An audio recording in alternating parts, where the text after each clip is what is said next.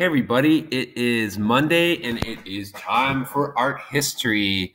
And today we're going to be looking at a really fascinating artist. And actually, this was an artist that was suggested by one of our fellow eighth grade students. And the reason it was suggested is because this artist was involved in a little bit of some artistic battles with another artist, a little bit of artistic beef that we're going to talk about at the very end of the presentation. But it's very interesting. And so the student mentioned, "Oh, did you hear about that artist who did this and this and this?" And I'm like, "Oh my gosh, that's perfect. I'll do this artist as one of our Monday art history artists." Okay. And so today we're going to talk about an artist that actually most of you probably know or have even seen the work of this artist in person. And his name is Anish Kapoor. He was born in 1954. He was born in India. His mom was from Iraq. She was an Iraqi Jewish woman, and his dad was a Hindu. And they produced this very interesting man, Anish Kapoor. He is, I don't know if you'd get along with him. He's an interesting guy. He's very philosophical, and you're going to see with his artwork. I'm going to try to break it down for you because visually his artwork is so cool, and it has a lot of interesting ideas behind it. So I'm going to try to do my best to present the work of this phenomenal artist. He's not always the nicest dude, but he makes some pretty incredible work. So let me show you. So when he was younger, his parents wanted him to become like a lawyer or an engineer, but in his soul, he said he knew he had to become an artist. He just had too many things and ideas in his head he wanted to play with. So he started off with these interesting sculptures that were basically made up of dried pigment, kind of like the powder you make paint. And he said these were his iceberg sculptures, meaning that basically like what you saw on the surface, like this part of it, was only the beginning, and there was like a bunch of stuff underneath that he didn't even talk about. He also wanted the viewer not to know how much of the sculpture was made out of dry powder and how much of it was like a solid material. He makes amazing sculptures with mirrors. We'll talk about that more in a second, but mirrors are one of the biggest things he uses. And he also he messes with your perception of things. The way he uses color will really mess with you. And I'll explain that more in a bit too. This is one of his works called Black Hole, which we will talk about in a bit. He plays with tons of material. He plays with wax. He plays with air itself and smoke. And the sky's the limit with this artist. I mean, he doesn't limit himself to be like, I'm a sculptor, so I have to use stone and I have to use clay and I have to use... No, this guy uses whatever comes to his mind, okay? So we'll get into that in a bit. So he is most famous for the Cloud Gate, which he installed in Millennial Park in Chicago in about 2004. We all know it. Us Chicagoans know it as the Bean. This turned out to be one of the most popular attractions in Chicago. It's a tourist attraction. It's a work of art. It is amazing. And some of you have probably seen it. And maybe, hopefully, knock on wood, that if this pandemic thing gets done with in spring, you might go on a trip to Chicago. Every year, the eighth graders have gone on a trip to Chicago, and you'll probably stop at the Bean. So this is one of the few artists that we're going to talk about where you're going to actually get to see, hopefully, and touch and experience the artwork this person has made. So Cloud Gate is his most famous work. Okay, one thing about Anish Kapoor. He goes to his art studio every day, and he looks at an artist he said an artist is almost like a fool who mistakenly stumbles onto cool ideas.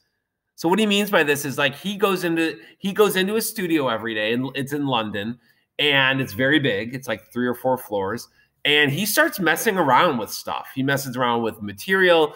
He'll mold stuff. He'll throw stuff against the wall. He'll sit down and do sketches. He'll do sketches on his wall of the studio, which he does. He uses it to get ideas. This is where it's just like his laboratory, his workshop. And this is where everything happens, is inside the studio. And he says basically, like, he doesn't like come up with these ideas. He just stumbles into them through messing around, through experimenting, like a mad scientist. I think that's really cool. So he goes there every day. I mean, no matter what, he tries to, if he's in London, he's going to a studio and he's trying to discover or come across or trip over even new ideas that he can work with. So I broke down, we're going to look at 5 of his themes in his work. They are kind of woo-woo and out there, but they're very interesting and they're very philosophical. So there's 5 main themes in his work. First theme, which we'll talk about all these, so don't worry, is material versus immaterial. Okay, I'll talk about what that means, don't worry. Number 2, the void. Number 3, distorted perception or perspective, either way. Number 4, external versus internal. And number 5, art or color as experience. Okay, so you might be like, what are you talking about? But I will try my best to explain. So number 1, let's talk about the first one, material versus immaterial. So material is like a solid thing, like wood, like your skull, hopefully, like, a door, something you can hold on to is material. Immaterial means the opposite, something you can't hold on to, you can't touch, like the wind. You can feel it maybe, but you can't grab a hold of it. You can't put it in a bottle. So one of the things that this Anish Kapoor likes to play with is making something that has no substance, like air, making it look like it has substance, that, oh, you can almost touch it. So one of the things he did, this is called, I think it's called ascending, like going up. And what he did was he used like theater smoke, like almost like you'd see in a play, like fog machine smoke. And he designed this really cool vacuum type apparatus that would send and suck a jet of air in a spiral from the bottom where the smoke is all the way to the top. And what you get is kind of this almost translucent pillar of basically light and fog. And again, you can't touch it. It looks like it could be a solid thing, but it's almost like a ghost. Like it's there, but you can't grab it. And he loves playing with that. He loves playing with things you can't really touch, but they look like you could touch them. So he likes to play with that theme. I'm going to try not to babble too much. Again, I could go on and on because this is so fascinating to me, but we'll just keep going. Ooh, the void. So this is another theme he loves to explore, the void. Now, when I say the void, I mean like a black hole, like a bottomless pit, like space without stars, just an endless, blackness. Okay, that's what he loves. He loves this idea of almost like something opening up in our world, like a portal, and it's just pure black, and it just contains limitless amounts of space. So this is one of the coolest works ever. Okay, so this is I'll explain what this is. There's a funny story with this work. I think this is called just Black Hole or Descent. So the first time he showed this work, there was a building, kind of like you're seeing now, and the only thing in the building was this black thing on the ground. And people, anytime a new art show opens, especially if it's a popular artist like Anish Kapoor, a lot of times the first night of the art show, there's like a big line to see what's in there. So one of the first nights he opened it, I think it was in Italy, and there's a huge line outside the building and waiting. And after about an hour and a half, this one older man comes in, looks at what he's been waiting to see, and he's like, I have just wasted an hour and a half of my life waiting to look at a black carpet on the ground. And he was so mad, he threw his glasses, and to his surprise, they went down into this black thing. So the thing he thought was basically a black carpet on the ground was actually a hole. And this is crazy because if you look at it, and I'll explain how this works in a bit, it looks like something that's solid that's sitting on top of the surface, but it actually is a hole. You can actually go fall into it. And in fact, someone got injured at this. Someone got injured at this exhibit because they walked right into it and fell down. And I think it was like, I don't know, 8 feet down or something like that. So I think they were okay, but they had to go to the hospital. They fell into this artwork because it really looks like it's just flat on the surface of the ground. But it isn't. Isn't that awesome? I just think that is so cool. He's played with this a lot. He's played with this idea of this black thing that looks like it's sitting on a table or something, and it's really a hole that goes into the ground.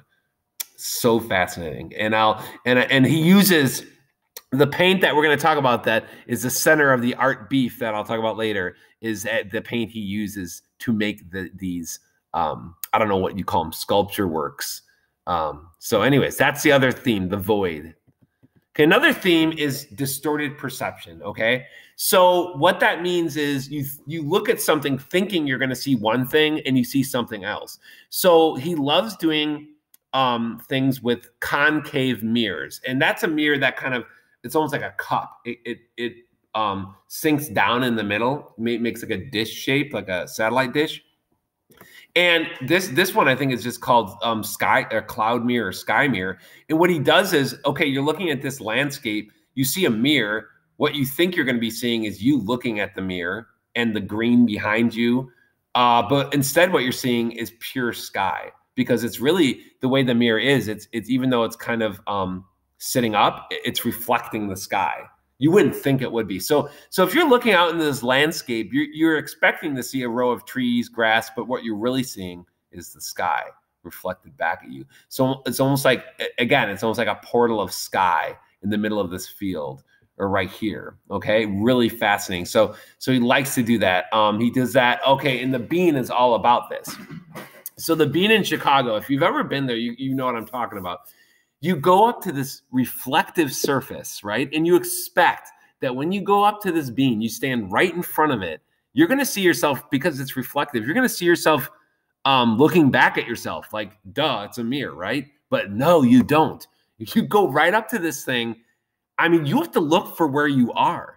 You have to look like, oh my God, I'm way over to the side. So even if you go right, put your face right up to the surface of this reflective surface, your actual face is reflected in a whole different spot because of the way it's constructed. And then if you go underneath here, it's called Cloud Gate. And the artist wants you to be kind of sucked into this 12-foot area underneath. And underneath, as you walk into the center of this, he calls it the belly button. You look up, and there's a bunch of mirrors, and talk about distortion. I mean, you're looking up and you can't even, you don't even know what you're looking at. Like, you have to really look at it for a while to even see yourself in it. And sorry, and everything else. It is really, really cool. So again, this kind of plays with and even the shape of the bean, okay? So like, you look at it from one angle, it looks like almost like a elliptical sphere type thing, right? It just looks, and in fact, look at this. This is cool. So this woman is standing like right near it, but look at her reflection. It's like way far back. So totally messes with you. It totally messes with the way you're looking. So again, this just looks like a big, cool, spherical ellipse. But then you look at it from this way and it's like a bean, right? It's so funny. At first, the artist hated that his sculpture was called The Bean, but now, of course, he loves it. And I guess he loves Chicago because Chicago is the first city that gave him a chance to show his work outside like this. Okay, so that's another theme of his work, distorted perception. Oh, another theme of his work is external versus internal. So external means outside, internal means inside. And this isn't one of his pictures. I just want to show you this to illustrate what I'm saying. One of the things he loves is that, yes, you're a person, you have skin, you have a body, you have all that stuff. But when you close your eyes, you have like an entire universe in your mind. You have these endless spaces that you can explore. So I mean, closing your eyes, all of a sudden you're expansive, you're bigger than you ever were, because in your head there's whole worlds. and universes. So he likes to play with this idea that you can look at something from the outside and it looks very limited, but you go inside of it and it's vast or huge. So like, for example, this here is a building. And if you're looking at it from this angle, it looks like it's very narrow. It looks like almost a doorway. Like this looks like a flat door, and maybe there's a little hole in the door that you can look through. So it doesn't look very deep. It just looks like, oh, this is a pretty flat, maybe it's just like a single wall. But then when you go in, this is a huge, deep building that you can walk in. And I mean, look at the size of the people compared to it. So, I mean, from the outside, something that looks so limited, something that looks so narrow and shallow is actually huge inside, just exactly like a person. And I just think, whoa, that's so cool.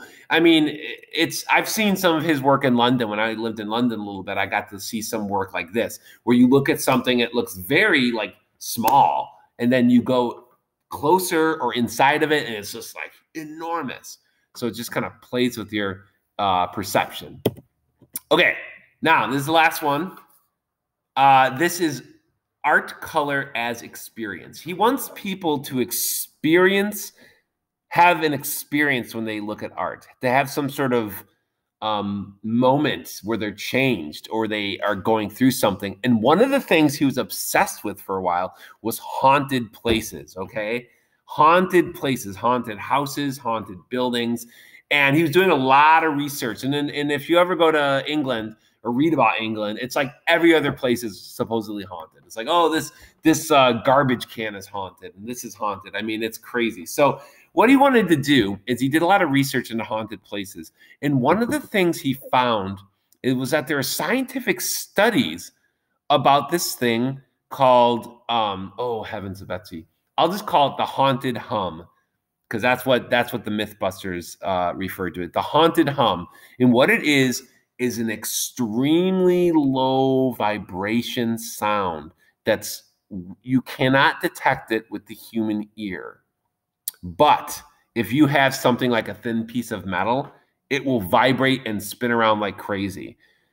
What scientists have found is that when people are exposed to this deep, deep, deep, deep, deep sound, deep vibration and sound, they experience a feeling of dread, of uneasiness, of anxiety.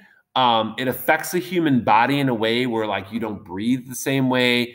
You can feel your heartbeat. You might even start feeling nauseous. And the scientists were saying maybe like places where people think are haunted, they're like, they go into somewhere and they have this weird feeling. I don't know if you guys have ever gone through that or not. I have. Maybe it's because there's something creating some natural thing that's creating this vibratory effect. Maybe there's like a factory nearby where, you know, the sewer system's conducting this like vibration into the building. I don't know, but he wanted to test it out. So Anish Kapoor made this just blank room with this one creepy light, and you go in there and you can't hear anything, but suddenly you start feeling really anxious and really weird. And everyone who's gone in this has had that experience, and it's because he is pumping in this low frequency vibration. And I thought, this is sweet. I wish I could have seen this one. So he calls this piece anxiety, because literally walking into this room, you feel anxious because of this imperceptible to the human ear sound. Very, very cool. So next, and last thing, he loves just pure color, and he loves messing with it and messing with shapes. And one of the works he did was really interesting. He basically made a big solid block of wax, and he mixed like as much red oil paint, this solid oil paint, as he could into the wax. So it was like a big, soft, solid brick of wax. But what happened was, this is a very nice art gallery. They gave him room to do this. He put that wax on like train tracks almost, and the wax would slowly move through the museum. And as it went, this big cube of wax would go through doorways very slowly. It would be carved into the shape of the door. So you can see it's like it's being slowly, pushed through this door, and it's taking on the shape of the door. Now, people looking at this were mesmerized because it's really interesting. You see this block of red just traveling slowly through this building like it's a big presence, and if it's a square door, it becomes square, and if it's an arch door, it starts slowly taking on the shape of the arch. Now, he did not. The artist said he didn't intend for this, but this piece took on a new meaning because of where it was displayed. So the gallery here, where it was displayed, was the site of a very evil and horrible art exhibit. And during the Nazi Party, this is in Munich, Germany, which is where the Nazi Party's headquarters were. And I went to this town. This is where the Nazis basically held a show of art they approved of. So art by non-Jewish artists. So this is like Hitler's show of, this is the art the Nazis like. We like art like this, okay? They had another show, which I'll talk about some other time, where it was all the art that was just supposedly terrible because it was made by Jews and other people like that. So this gallery is this same gallery. Okay. And when the artist realized that, this work took on a new meaning, because basically you think of train tracks just like this, and it makes you think of Auschwitz, the concentration camp. Also, obviously, the color red is very horribly evocative of, like, blood and stuff. So this it's interesting that he didn't intend for this to happen, but because of where it was, this piece took on a new kind of horrible and scary significance. All right, let's get to the beef. Let's get to the tea. This is the reason that I thought of doing this artist today, showing you. So there's a little bit of art battle going on between Anish Kapoor and another artist, and I'm going to explain why. So it all starts with this color, Vanta Black. Vanta Black is the blackest black in the world. It is grown in a lab. It is made by growing a black pigment on, I don't even know how many, millions and millions of what's called nanotubes. Each one of these nanotubes is way, way, way, way, way, way, way, way, way, way thinner than the human hair. And so when the black grows, it's so dense that listen to this, it absorbs 99% of visible light. The only thing blacker than this is a black hole, for real. I mean, as far as nature goes, the only thing blacker and that absorbs more light is a black hole. So, for example, this here is the same as this, except it's painted with this Vanta Black. You can't see anything. All you can see, it looks like a flat black shape. You can't see the nose. You can't see the shape of the nose. If I had painted this black with like oil paint black, it would look, I mean, you could see everything. It would just be black. But if you do it with this black, it's like completely like a solid flat shape. That is what Anish Kapoor used to make these black holes. I mean, he paints this interior surface. This is a hole. It's like 8 foot deep, but it's so black that you can't see any like reflections or anything. So to the average viewer, it just looks like a black circle on a floor, a flat black circle. Well, Anish Kapoor decided, I'm going to be the only artist in the world who gets to use this color. This is my special color. And so he made an exclusive deal with the lab in England that makes this color, that he would be the only artist in the world that would have access to Vanta Black. Holy cow. That's really never been done before, that an artist is like, no, I'm going to be the only one who does this. This is my color. And this is a kind of jerky move in my mind, interesting move, but it really made people upset that this guy would be like, no, this is mine. No one else can use this. This is my toy. This is my color, and no one else can use it. So enter Stuart Semple. Stuart Semple is another English artist, and Stuart Semple thought that Anish was being a bit of a jerk. He's like, how can you just say, oh, I'm the only one who can use this color? That's ridiculous. So what he did was he created his own color. And this is an artist who loves creating new colors, and he gives them away for free. So he especially was so angry that this dude here would be like, oh, it's mine. So he created what he called the pinkest pink. Okay? And it's the pinkest pink ever known to humankind. And what he did was he made it available for everyone on the planet except for Anish Kapoor. So everyone on the planet can buy this pink except for this dude. Oh, that made Anish Kapoor angry.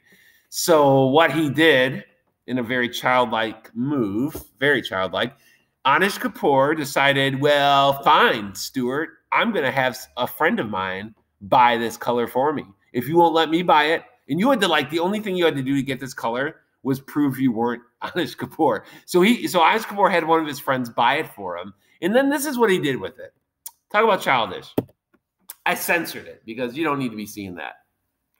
Anish Kapoor went on his Instagram page with the pinkest pink that he got from a friend.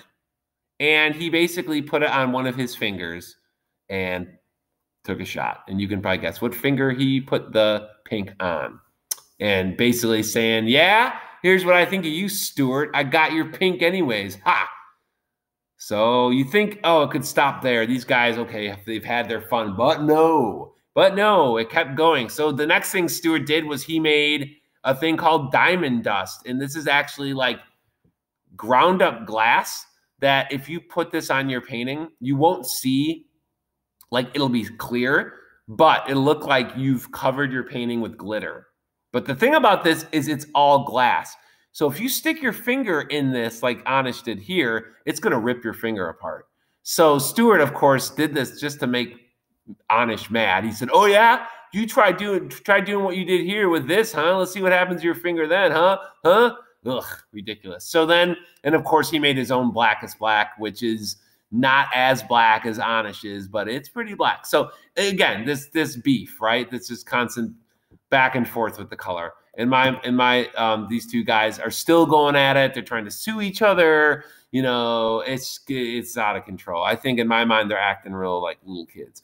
And basically, why can't we just get along? I mean, come on. Look, this little cute kitty, it's got pink. It's got black. It can have both. We can have both. You know, we can just get along. So that's the end of the presentation. Very fascinating artist. Again, I hope you get to see the bean one day if you haven't seen it already. And I hope you enjoyed that presentation. Don't forget to look at the attached document to answer a couple questions. And yeah, have a great day. See some of you tomorrow. Oh, make sure you actually answer the questions too. Don't just like turn in the sheet. Okay. And remember,